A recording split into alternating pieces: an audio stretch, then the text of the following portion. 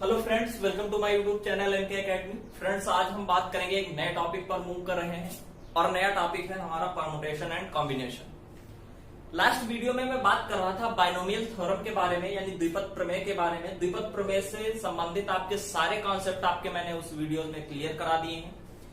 जिस भी कैंडिडेट्स ने वो वीडियोस नहीं देखे हैं तो आप प्लेलिस्ट पर जाकर के वहां से वो वीडियो देख सकते हैं। वीडियो देखने के बाद आपके सारे कॉन्सेप्ट क्लियर होने के बाद आप कोई भी क्वेश्चन उठा करके कहीं से भी कोई भी बुक उठा करके आप कोई भी क्वेश्चन सॉल्व कर सकते हैं। अगर उसके बावजूद आपको कोई प्रॉब्लम रह जाती है तो आप बेहिचक कमेंट बॉक्स में पूछ सकते हैं। ठीक है, बात करते हैं क्रमचय संचय की। तो सबसे पहले आपको एक बात कहनी है कि अगर आपको वीडियो आपको पसंद आए तो प्लीज लाइक करिएगा, सब्सक्राइब करिएगा एंड शेयर करिएगा। वीडियो आपका छोटा रहेगा तो आपको बिना स्किप किए हुए वीडियो पूरा देखना है। अगर अच्छा लगे, पसंद आए, आपके लिए हेल्पफुल रहे तो प्लीज लाइक करना, सब्सक्राइब करना है, शेयर करना। बात करते हैं क्रमचय की यानी परमुटेशन की। तो अब ये किसी चीज का जो मतलब होता है वो उसके नाम में ही क्लियर हो जाता है। अगर मैं यहाँ पर क्रमचय की बात करूंगा तो क्रमचय का मतलब होता है क्रम से चयन करना। ठीक है, इन ऑर्डर। अगर हम क्रम से चयन करेंगे, सपोज दैट आपके पास कुछ नंबर्स दे रखे हैं 1 2 3 4 5, ये 5 नंबर्स दे रखे हैं आपको। तो अब होता क्या है कि आपसे कह देगा कि इन 5 नंबरों को मिलाकर के 3 अंकों की कितनी संख्याएं बनाई जा सकती हैं। 3 अंकों की कितनी संख्याएं बनाई जा सकती हैं, इस तरह का आपको क्वेश्चन पूछ दिया जाए तो अब आपको करना क्या है कि अंकों को बनाते समय यहां पर ऑर्डर का ध्यान रखना है। समझ गए? अगर ऑर्डर का ध्यान नहीं रखेंगे तो वो क्या हो जाएगी, आपका अंक गलत हो जाएगा, आप क्वेश्चन गलत कर देंगे। तो अंकों को बनाते समय यहां पर क्या करना है, हमको परमुटेशन का ध्यान रखना है। यानी अगर हम इसको सॉल्व करेंगे तो क्या आएगा, 3 अंकों की, 5 अंकों में से हमको 3 अंकों की एक नंबर बनानी है। तो ये क्या बनेगा 5p3। आप इसको सॉल्व करेंगे तो जितना आएगा इस इतने नंबर्स को मिलाकर के 3 अंकों की उतनी ही संख्याएं आपकी बनेगी। आगे बढ़ते हैं कॉम्बिनेशन की। तो कॉम्बिनेशन आपका क्या होता है, कॉम्बिनेशन का मतलब होता है कंबाइन करना, जोड़ना, एक समिति बनाना। जैसे आपके पास 50 व्यक्ति हैं और आपको बताया गया कि इन 50 में से 10 लोगों की एक समिति बनानी है, तो आप उनमें से 50 में से आप 10 सिलेक्ट करेंगे। ठीक है, 10 सिलेक्ट करेंगे तो आप कैसे करेंगे, 50C10। ठीक है, इस तरह से करेंगे। यहां पर क्या है कि आपको कुछ भी इस तरह का कोई भी ऑर्डर का ध्यान नहीं रखना है। आप किसी भी 50 में से कोई भी व्यक्ति आप उठा सकते हैं 10। जैसे अगर मैं बात करूंगा 50 व्यक्ति आपके पास है तो आपको इस तरह की कोई भी कंडीशन नहीं दी गई कि आप पहले वाले व्यक्ति को उठाएंगे, दूसरे वाले को नहीं उठाएंगे, तीसरे वाले को उठाएंगे, चौथे को नहीं उठाएंगे। इस तरह से आपके पास कोई भी कंडीशन नहीं है। तो ऐसे सवालों में आप कॉम्बिनेशन सी का यूज करते हैं। कॉम्बिनेशन को आपको स्मॉल सी से और परमुटेशन को पी से डिनोट करते हैं। समझ गए? कुछ चीजें हैं परमुटेशन की तो वो समझ लेते हैं। परमुटेशन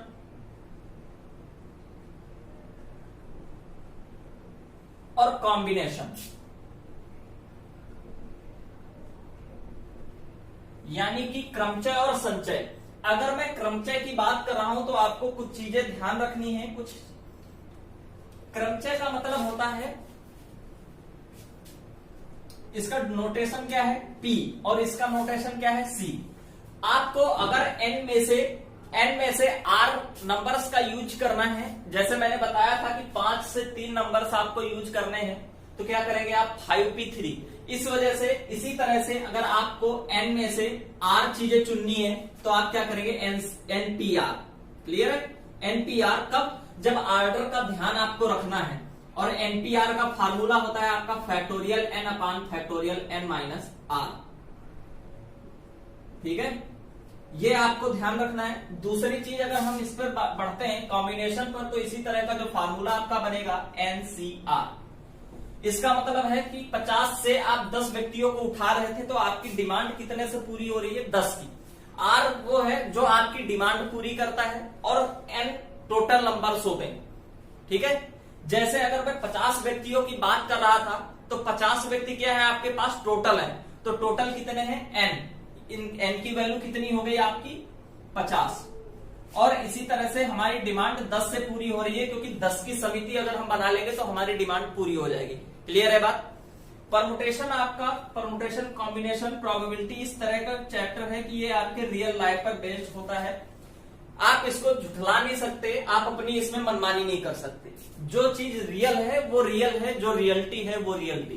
क्लियर है? आगे बढ़ते हैं इसको। एनसीआर का फार्मूला क्या होता है आपका? Factorial n upon n minus r factorial और आर फैक्टोरियल। क्लियर है? पी में क्या था? Factorial n upon n minus r factorial. इसमें क्या है? एक्स्ट्रा है आर फैक्टोरियल अलग। ठीक है? जैसे अगर मैं बात करूंगा यहां पर कि परमुटेशन की, तो परमुटेशन आपका क्या है? 2n प्रोसेस है। ठीक है? 2n process. 2n प्रोसेस का मतलब होता है सिलेक्ट देन अरेंज। जैसे मैंने बताया कि आपको 5 नंबर दिए गए हैं और 3 नंबर, 5 में से 3 नंबर की कितनी संख्याएं बनाई जा सकती हैं। तो यहां पर क्या है? सबसे पहले तो आप वो नंबर्स देखेंगे कि 3 नंबर्स कौन कौन से लेंगे। यानी कुल मिला के इसमें क्या है? 2n प्रोसेस इसलिए कहा जाता है क्योंकि इसमें 2 प्रोसेस होते हैं। पहले आप सिलेक्ट करेंगे, देन अरेंज करेंगे।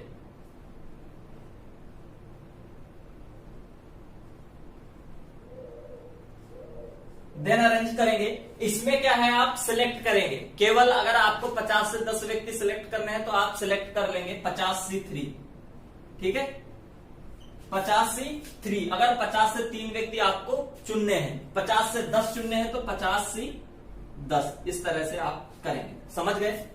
आगे बढ़ते हैं। तो ये हो गया 2n प्रोसेस। बात कर लेते हैं फैक्टोरियल की। फैक्टोरियल क्या होता है? क्रमगुणित। इसकी कुछ कंडीशंस होती हैं, वो क्या होती है उस पर बात कर लेते हैं। सबसे पहले बात करेंगे क्रमगुणित की। क्रमगुणित यानी फैक्टोरियल की। फैक्टोरियल को 2 प्रकार से लिखा जाता है, एक तो इस तरह से, दूसरा इस तरह से। किसी भी नंबर को, कोई भी नंबर है आपका, फैक्टोरियल हमेशा नेचुरल नंबर का निकलता है।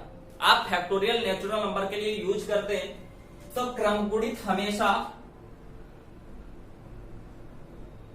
नेचुरल नंबर यानी प्राकृतिक संख्या के लिए उपयोग होता है। प्राकृतिक संख्या के लिए उपयोग होता है।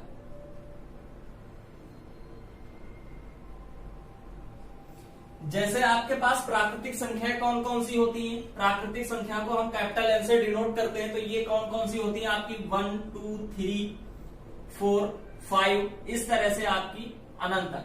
कोई भी नंबर आप ले सकते हैं, फैक्टोरियल में लिख सकते हैं, फैक्टोरियल एन, फैक्टोरियल एन, इसकी वैल्यू आप लिख सकते हैं। जैसे कोई भी फैक्टोरियल को अगर हम यूज करेंगे तो इसको ओपन किस तरह से करते हैं इसको समझते हैं पहले।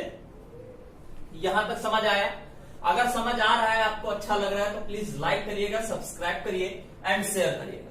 बात करते हैं, आगे बढ़ते हैं। कोई भी नंबर हम नेचुरल नंबर ले लेते हैं, सपोज दैट 7, छोटा सा ले लेते हैं 3। तो फैक्टोरियल का मतलब होता है कि जिस भी नंबर का आपको फैक्टोरियल निकालना, फैक्टोरियल 3 अगर आपको दे रखा है, तो जो भी नंबर आपको दे रखा है 1 से उस नंबर तक के सभी अंकों का गुणनफल क्या होगा? उस नंबर का फैक्टोरियल होता है। जैसे अगर फैक्टोरियल 3 की बात करेंगे तो इसको इस नंबर तक ही सारे जितने भी नंबर होंगे उनका गुणनफल 1 into 2 into 3, ये क्या होगा? फैक्टोरियल 3 की वैल्यू होगी। क्लियर है? इसको हम इस तरह से भी लिख सकते हैं, या तो आप अपोजिट इस तरह से चलेंगे, 3 into 2 into 1। क्लियर है? जिस भी नंबर का आपको फैक्टोरियल निकालना है, या तो आप 1 से उतने अंक तक के सभी अंकों का गुणनफल करेंगे, या जिस अंक का आपको निकालना है उससे उल्टा आप 1 तक चलेंगे। जैसे अगर आपको फैक्टोरियल 4 दे रखा है तो आप क्या करेंगे? 1 into 2 into 3 into 4, या 4 into 3 into 2 into 1। समझ रहे हैं? यहां पर आपको 2 दे रखा, फैक्टोरियल 2, तो आप किस तरह से करेंगे? 1 into 2, और या तो क्या होगा आपका 2 into 1। इस तरह से आई होप यहां तक क्लियर हो गया होगा कि फैक्टोरियल किस तरह से ओपन करते हैं। फिर बात करते हैं, यहां तक हो गया, फार्मूले समझ में आ गए। इस पर कुछ क्वेश्चंस देख लेते हैं कि क्वेश्चन किस तरह से आपका पूछा जाता है। सबसे पहले ओपन कर लेते हैं इस फार्मूले को। तो ये कंडीशंस आपकी आ गई। उसके पहले आपको कुछ और चीजें बताऊंगा कि फैक्टोरियल 0 की वैल्यू कितनी होती है आपकी। देखिएगा, फैक्टोरियल 0 की वैल्यू आपकी 1 होती है। जैसा कि मैंने आपको बताया कि नेचुरल नंबर का ही फैक्टोरियल निकाला जाता है और किसी भी नंबर का फैक्टोरियल नहीं निकलता है, तो उसी स्थान पर आपको ध्यान रखना है कि फैक्टोरियल निगेटिव नंबर्स का भी नहीं निकलता है। क्लियर है? समझते हैं। मैंने आपको बताया कि जो फैक्टोरियल होता है ये हमेशा प्राकृतिक संख्या का निकलता है, प्राकृतिक संख्या का ज्ञात किया जा सकता है।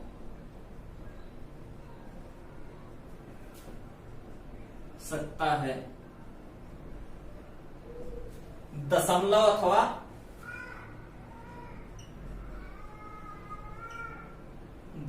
अथवा निगेटिव नंबर्स का नहीं।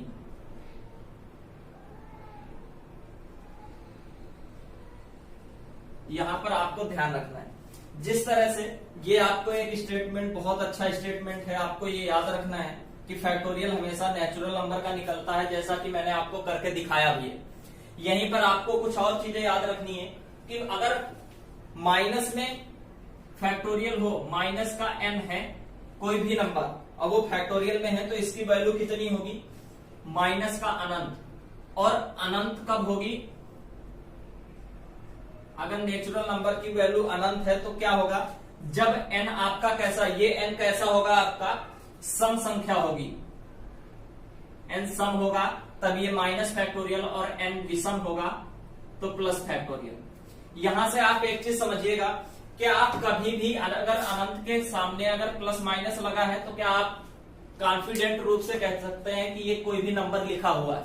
क्योंकि अनंत का अनंत ही होता है, हम उसकी अवहेलना नहीं कर सकते, उसका अनुमान नहीं लगा सकते। इस वजह से बताया गया है कि कभी भी जो निगेटिव वैल्यू होती है, जो भी निगेटिव नंबर होता है, उसका फैक्टोरियल ज्ञात नहीं किया जा सकता। यहां तक आ गया समझ में? आगे बढ़ते हैं। आगे क्या कह रहा है कि अगर यही फैक्टोरियल की जो नंबर है आपको इस तरह से दे रखी है, अगला है कि 1 माइनस का n फैक्टोरियल, तो इसकी वैल्यू आपकी क्या होगी? 0 होगी। ये ध्यान रखना है आपको, अगर इस तरह से दे रखा है तो उसकी वैल्यू 0 होगी। सपोज दैट आपको मैंने बता रखा है कि जो परमुटेशन है ये आपकी 2n प्रोसेस है। क्यों? क्योंकि इसमें दो चीजें होती है, आप पहले सिलेक्ट करेंगे किसी भी चीज को, देन अरेंज करेंगे, और इसमें क्या होता है? कॉम्बिनेशन में आपको सिलेक्ट करना होता है, अरेंज करना नहीं होता, क्योंकि अरेंजमेंट जिसमें होता है वो क्रमचय होता है। क्लियर है? यहां से इतनी बात क्लियर हो गई। आगे बढ़ते हैं, कुछ न्यूमेरिकल्स देख लेते हैं। इन जो फार्मूले मैंने आपको बताया उस पर बेस्ड कुछ न्यूमेरिकल्स हैं, उस पर बात कर लेते हैं। जैसे पहला क्वेश्चन है आपका 4p3। अब आपको ध्यान रखना है इसमें कि एक चीज याद रखना कि एनसीआर हो या एनपीआर, एन की वैल्यू हमेशा आर से ग्रेटर होगी, एन की वैल्यू हमेशा आर से बड़ी होगी। N always is greater than r. क्यों? क्योंकि जो आर वैल्यू आप लेते हैं वो हमेशा एन से ही निकाली जाती है। जैसे अगर मैं बात करूं कि हमारे पास 20 गेंदे हैं, हमारे पास 20 गेंदे हैं, तो टोटल नंबर ऑफ बॉल्स कितने होंगे? 20। टोटल नंबर ऑफ बॉल्स कितने होंगे? 20। यानी कि ये 20 से हमें चुनने हैं। और कितने, अगर मैं बात करूं 20 गेंदे हैं और उसमें से हमें 21 गेंदे चुननी है, तो क्या ऐसा पॉसिबल है? हमारे पास टोटल गेंदे कितनी है? 20 है। तो अगर हम 20 से 21 चुनेंगे तो क्या ऐसा कभी भी पॉसिबल है कि हमारे पास 20 गेंदे हैं और 21 हम चुन लें? ऐसा नहीं होता। तो इस तरह की कंडीशन कभी भी आपकी नहीं बनती है। आपको ध्यान रखना है कि always n is greater then r। ठीक है? क्योंकि r से मेरी डिमांड पूरी हो रही है और टोटल क्या है? n है, तो n से r कभी भी छोटा नहीं होगा। आगे बढ़ते हैं, इसको सॉल्व करते हैं। कैसे बताते हैं? NCNPR, तो यहां पर क्या करेंगे? फैक्टोरियल n अपान n माइनस r फैक्टोरियल। ये आपका आएगा 4 इंटू 3 इंटू 2, और ये आएगा 4 से 3 गया 1, तो ये आएगा आपका 4 इंटू 2 1, तो ये आ जाएगा 4 3 12 दूनी 24। इस तरह से इसको सॉल्व करते हैं। यहां तक क्लियर हो गया आपको? कोई दिक्कत? अगर आपको कभी भी किसी भी न्यूमेरिकल्स को लेकर के कभी भी कोई भी दिक्कत होती है तो आप कमेंट बॉक्स में मुझे कमेंट कर बता सकते हैं। और अगर वीडियो पसंद आ रहा है तो प्लीज लाइक करिए और कमेंट कर मुझे बताइए कि कैसा लग रहा है, क्योंकि आपके लाइक और कमेंट से मुझे भी मोटिवेशन मिलता है, तो मैं भी क्या करता हूं अपना बेस्ट देने की कोशिश करता हूं। क्लियर, आगे बढ़ते हैं, यहां तक आ गया समझ में। अब हम बात करते हैं कि परमुटेशन के एक स्टेज 1 पर पहुंचते हैं और क्या होता है परमुटेशन, उस पर बात कर लेते हैं। ये तो आपकी बेसिक नीड्स थी जो आपको इस तरह से करनी है। एनपीआर इस तरह से सॉल्व किया जाएगा और इसी तरह से एनसीआर भी सॉल्व किया जाएगा आपका। क्लियर है, आगे बढ़ते हैं और पहुंचते हैं एक मोस्ट टॉपिक पर। तो फ्रेंड्स आगे कॉन्सेप्ट पर पहुंचते हैं। पहला कॉन्सेप्ट क्या है आपका कि क्रमचय के लिए यूज कर रहे हैं हम, क्रमचय और संचय के लिए। कि जैसे अगर मैं मान लिया कि कोई काम करते हैं हम, जैसे मान लिया यहां मैं एटा में रहता हूं और एटा से हम कानपुर हमको जाना है, तो हमारे पास कई सारे रास्ते होते हैं कि मैं एटा किस रास्ते से जाऊंगा, ये मुझ पर डिपेंड करता है। आप हमें बाधित नहीं कर सकते कि आप नहीं इसी रास्ते से जाएंगे। तो हमारे पास कई सारे रास्ते होते हैं और हम किसी एक रास्ते को फॉलो करते हुए कानपुर पहुंच जाते हैं। उसी स्टेज पर, उसी कॉन्सेप्ट पर बेस्ड है हमारा पहला कॉन्सेप्ट। क्या है कि सपोज दैट आप कानपुर में हैं और इस स्टेशन पर खड़े, कानपुर स्टेशन पे हैं और आपको नई दिल्ली स्टेशन जाना है, नई दिल्ली जाना है। तो आपको क्या कहेगा कि कानपुर से कोई व्यक्ति नई दिल्ली कितने प्रकार से पहुंच सकता है, जबकि कानपुर और नई दिल्ली के बीच एक स्टेशन एटा है, एक स्टेशन एटा है। और आगे आपको दे रखा है कि कानपुर से एटा जाने के लिए उसके पास 4 रास्ते हैं और एटा से दिल्ली जाने के केवल 2 रास्ते हैं। तो वो कितने प्रकार से कानपुर से दिल्ली पहुंच सकता है। क्वेश्चन क्या है फिर से एक बार समझिएगा कि कोई व्यक्ति है, सपोज दैट अतुल, आपको दे रखा है कि अतुल को कानपुर से दिल्ली पहुंचना है और दे रखा है कि कानपुर से एटा पहुंचने के उसके पास 4 रास्ते हैं, 4 में से किसी एक को फॉलो करके वो एटा पहुंच सकता है और एटा पहुंचने के बाद उसके पास केवल 2 ऐसे रास्ते हैं जिनको फॉलो कर वो दिल्ली पहुंच सकता है। तो वो पूछ रहा है कि कानपुर से अतुल दिल्ली कितने प्रकार से, कितने तरीकों से पहुंच सकता है, इस पर बात करते हैं। पहला कॉन्सेप्ट है आपका, आज हम इस वीडियो में एक ही कॉन्सेप्ट पर बात करेंगे। आपको समझ आ जाए तो अच्छा लगे, वीडियो लाइक करिएगा, सब्सक्राइब करिएगा एंड शेयर करिएगा। बात करते हैं इस पर। जैसे अगर मैं बात कर रहा हूं अतुल, अगर मान लिया सपोज दैट इस वे को फॉलो करते हुए कानपुर से चला और ये चल करके एटा पहुंच गया यहाँ पे, तो इसने इस रूट को फॉलो किया और एटा पहुंच करके इसने इस रूट को फॉलो किया और दिल्ली पहुंच गया। यानी कि इस रूट को फॉलो किया एटा आते समय और एटा से दिल्ली जाने के लिए इस रूट को फॉलो किया। पहली कंडीशन ये बनेगी। दूसरी कंडीशन क्या बनेगी आपको देखिएगा। पहली कंडीशन ये हो गई। दूसरी कंडीशन की इसी रास्ते को फॉलो करते हुए एटा जाने के लिए और एटा से दिल्ली जाने के लिए उसने इस रूट को चुन लिया, पहले वाले रूट को नहीं चुना। ठीक है, तो दूसरी कंडीशन ये हो गई। इस तरह से आप क्या करते हैं, ये वाले रास्ते से आया एटा और फिर इससे चला गया नई दिल्ली, तो एक रास्ता ये हो गया, इसका तरीका हो गया। दूसरा कि एक इसी रास्ते से आया एटा और दूसरे फिर दिल्ली इस रास्ते से निकल गया, तो एक तरीका ये हो गया। इस तरह से हमारे पास है कि एक रास्ते से ये आया, कानपुर से एटा इस रास्ते से आया और एटा से नई दिल्ली इस रास्ते से निकल गया, तो एक तरीका ये हो गया हमारे पास। दूसरा क्या है कि इस रास्ते से आया और इस रास्ते से निकल गया, तो एक तरीका ये हो गया। समझ में आया। फिर एक तरीका क्या हुआ कि इस रास्ते को फॉलो करके और इस रास्ते को उसने फॉलो किया, तब वो दिल्ली पहुंचा। फिर क्या हुआ, इस रास्ते को फॉलो करके और इस रास्ते को फॉलो करके वो दिल्ली पहुंचा। तो हमारे पास टोटल तरीके कितने हैं, टोटल तरीके कितने हैं, 1 2 3 4 5 6 7 8। इस तरह से हम 8 प्रकार से दिल्ली पहुंच सकते हैं। समझिएगा, एक बार फिर से समझिएगा कि कानपुर से वो चला और इस रूट को फॉलो करते हुए एटा पहुंच गया, दिल्ली पहुंच गया इस रूट को फॉलो करते हुए, पहला केस। दूसरा, इस रास्ते को फॉलो करके फिर इस रास्ते को फॉलो किया, दूसरा केस। तीसरा, इस रास्ते को फॉलो कर इस रास्ते को फॉलो किया, तीसरा केस। फिर इस रास्ते को फॉलो करने के बाद इस रास्ते पर गया, तो चौथा केस। फिर इस रास्ते को फॉलो किया और इस रास्ते को, तो पांचवा। फिर इस रास्ते पर आकर के इस रास्ते को फॉलो किया, तो छठा। और फिर क्या हुआ, इस रास्ते को फॉलो किया और इस रास्ते को सातवां और इस रास्ते को फॉलो करके इससे गया, तो आठवां। आपके पास टोटल 8 तरीके हैं दिल्ली पहुंचने के। वो 8 तरीके से दिल्ली पहुंच सकता है। अब इसको करते कैसे हैं, इस पर समझ लेते हैं। ये तो आपका छोटा था तो आपने निकाल लिया। सपोज दैट आपको इस तरह से दे रखे कि उसके पास 10 रास्ते हैं और इधर जाने के उसके पास 40 रास्ते हैं, तो वो कितने प्रकार से दिल्ली पहुंच सकता है। समझ गए। अब हम बात करते हैं कि हमने क्या कहा कि अगर हमें क्या करना है, हमारा टारगेट क्या है, दिल्ली पहुंचना। हम किसी भी एक 4 में से, हमारे पास 4 रास्ते इसमें हैं और 2 रास्ते यहां पर हैं, हम इन रास्तों में से किसी एक को फॉलो करके हम दिल्ली पहुंच सकते हैं। समझ आ रही है बात। तो हम क्या करते हैं, अगर हमको अतुल कानपुर से एटा आएगा, अतुल अगर कानपुर से एटा आएगा, तो सपोज दैट उसने 4 में से इस रास्ते को फॉलो किया, तो 4 में से एक रास्ते को फॉलो किया। क्या अब यहां पर किसी भी परमुटेशन की जरूरत पड़ी? परमुटेशन लगा यहां पर, फॉलो किया परमुटेशन।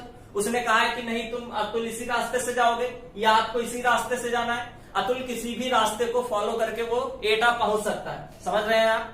तो यहाँ पर क्रम का ध्यान नहीं रखा गया कि नहीं आप पहले से नहीं चौथे से जाएंगे या दूसरे से जाएंगे। समझ रहे हैं आप। अब बात करते हैं कि अगर अतुल ने इस रास्ते को फॉलो किया, एक रास्ते को फॉलो किया 4 में से, तो 4 से 1 आपकी डिमांड पूरी हो रही है। 1 से आप डिमांड पूरी कर रहे हैं, 4 से 1, तो 4 से 1। यहां तक किसी को कोई प्रॉब्लम हुई? अब बात करते हैं, अभी आपकी जर्नी कंप्लीट नहीं हुई है, अब आप एटा पहुंचे हैं और आगे कितना चलना है आपको। अब आगे और का जब सेंस आ रहा है आपके पास, तो क्या होगा, इंटू लगेगा आगे, इंटू। अब एटा से नई दिल्ली जाने के उसके पास 2 रास्ते हैं केवल, 2 में से कोई एक को फॉलो करके वो दिल्ली पहुंच जाएगा। यानी कि 2 से 1 2 से 1 हो गया। ठीक है, 4 से 1 फॉलो करके चला गया और 2 रास्तों में से किसी एक को फॉलो करके वो दिल्ली पहुंच गया।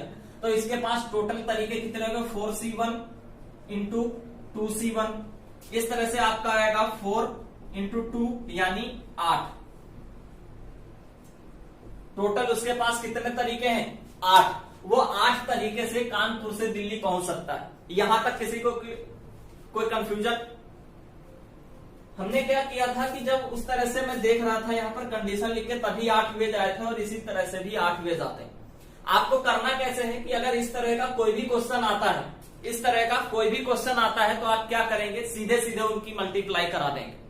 जैसे आपको जितने भी रास्ते दे रखे हैं, यहां पर क्या है कि कानपुर से एटा आने के लिए उसके पास 4 रास्ते हैं और एटा से दिल्ली जाने के लिए 2 रास्ते हैं, तो वो कितने प्रकार से फाइनली डेस्टिनेशन पहुंच सकता है अपने 4 इंटू 2 यानी 8 प्रकार से।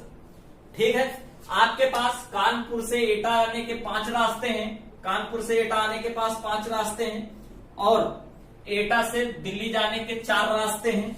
तो आप क्या करेंगे, 5 4 जा 20, आपके पास टोटल 20 वेजेस हैं टू रीच दिल्ली। कानपुर से दिल्ली पहुंचने के आपके पास कितने रास्ते हैं, 20। समझ गए।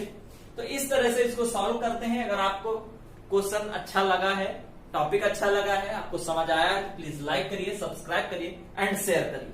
ठीक है।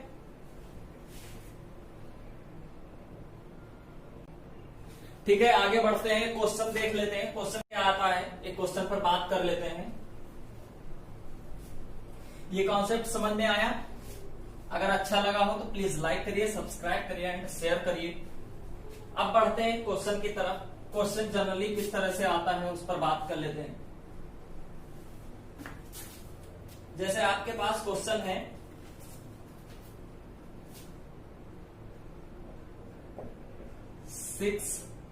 सिक्स पी आर अनुपात 6p5 बराबर 1:2।